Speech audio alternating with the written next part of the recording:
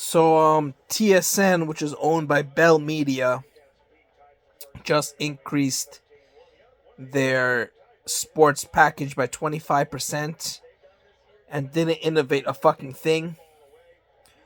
So now it's become the most expensive sports app out of every single sports app I pay for. TSN takes the top of the most expensive ones. Yet it has the lowest reviews ratings out of all of them. And I guess it's because they have no money. I guess it's because they have a monopoly for the telecommunications. They're the biggest telecommunication company in Canada.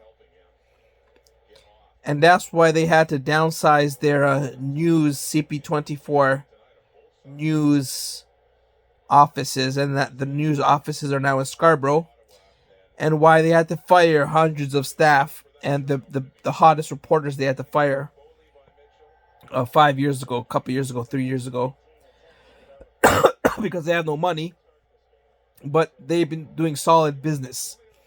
That's why they came to UFT when I was a student at UFT and asked us engineers for free solutions from us on how they can get their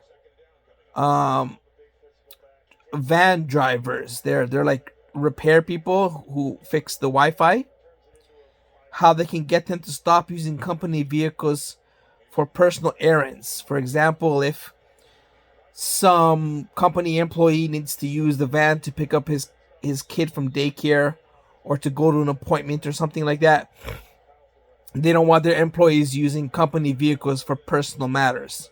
So they came to ask us engineers, and I nearly fucking lost my shit, because you know me, I'm a loose cannon.